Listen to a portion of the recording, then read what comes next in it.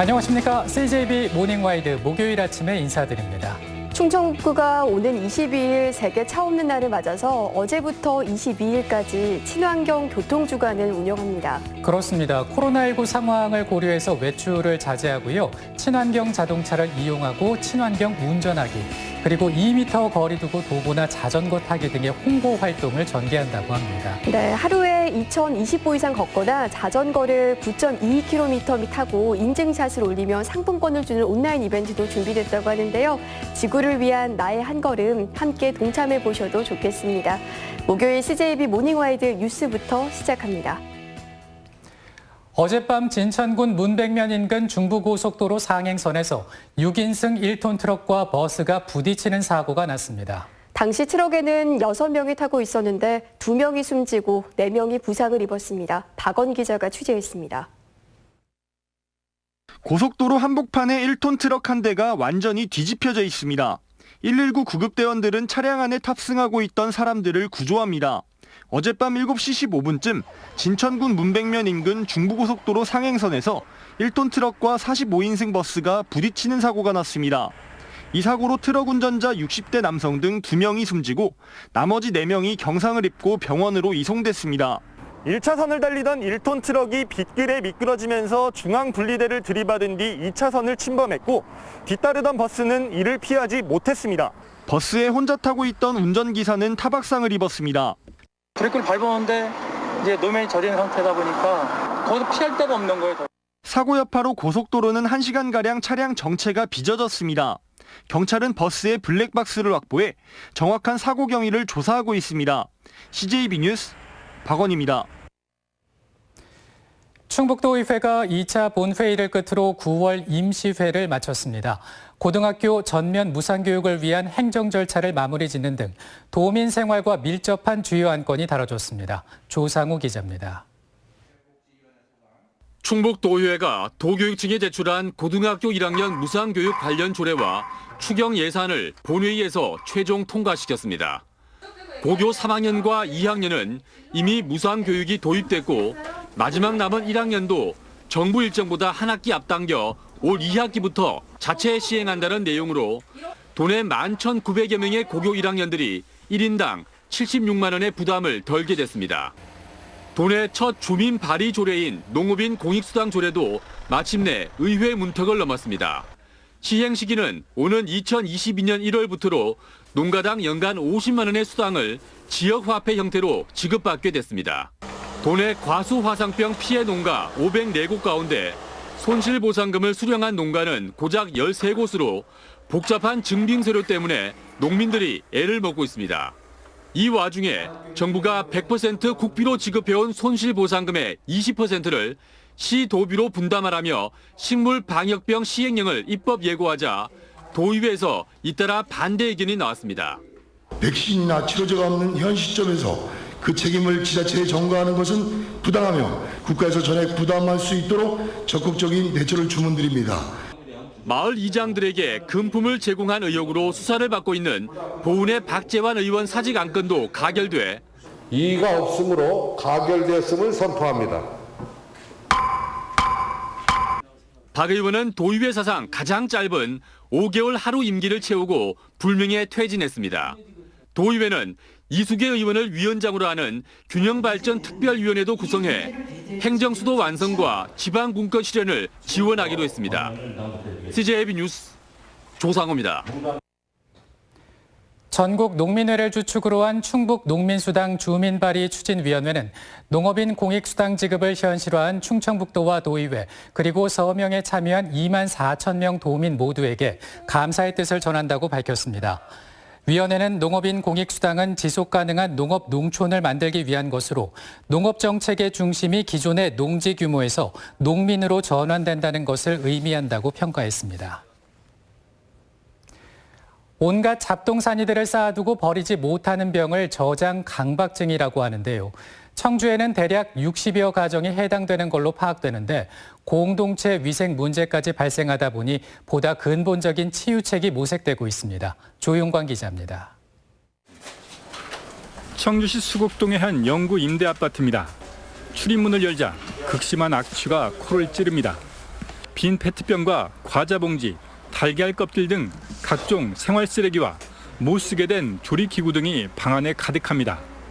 2년 전과 4년 전 두 차례나 봉사단체가 나서 치웠는데 또다시 쓰레기집이 됐습니다. 인근의 또 다른 세대, 바퀴벌레들이 벽과 방바닥을 떼지어 기어다닙니다.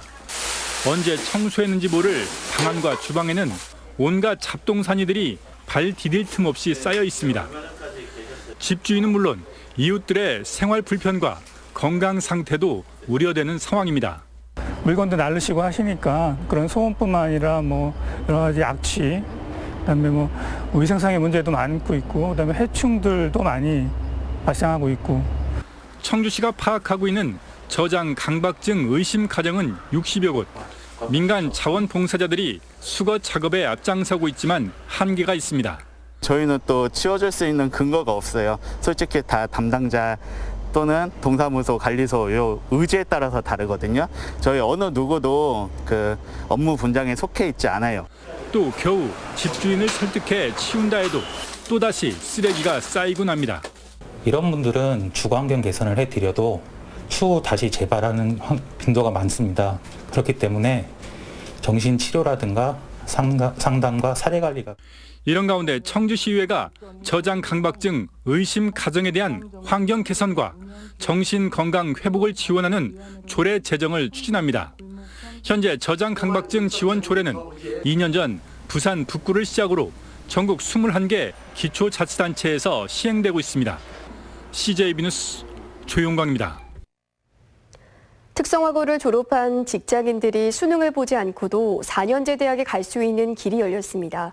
교육부의 평생교육 지원 사업으로 충북에서는 유일하게 한국교통대가 선정돼 저렴한 학비로 일과 학습을 병행할 수 있게 됐습니다. 이윤영 기자의 보도입니다.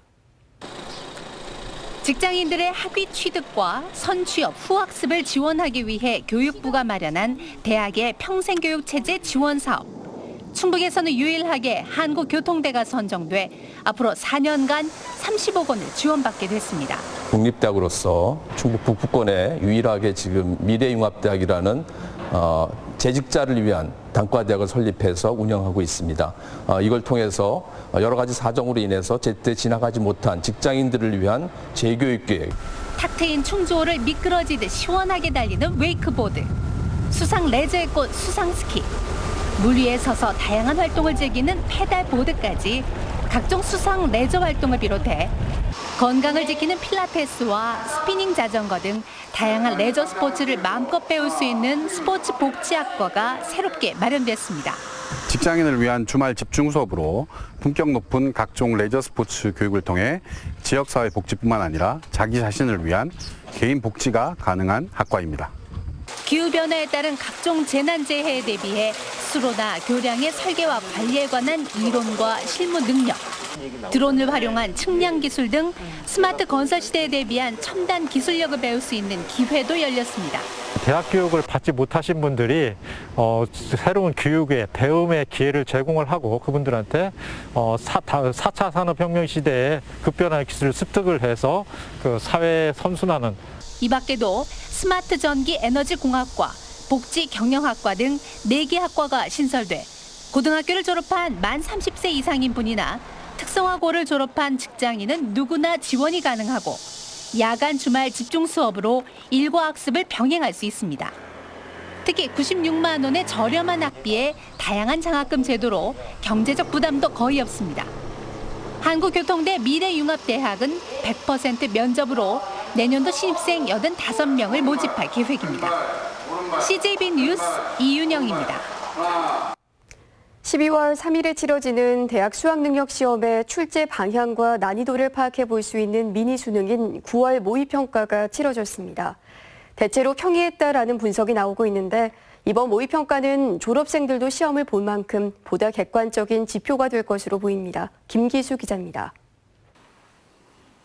2021학년도 대학 수학능력시험을 앞두고 교육과정평가원의 마지막 모의평가가 실시됐습니다. 도내에선 고3 재학생 11,000여 명과 졸업생 950명, 모두 12,000여 명이 응시했습니다. 지난해와 비교하면 재학생은 2,300여 명이 줄었지만 졸업생은 237명 증가한 것으로 나타났는데 재수생과 반수생의 비율이 높아진 겁니다. 이번 9월 모의평가에선 국어와 수학, 영어 영역은 지난해 수능보다 비슷하거나 쉬웠다는 평가입니다.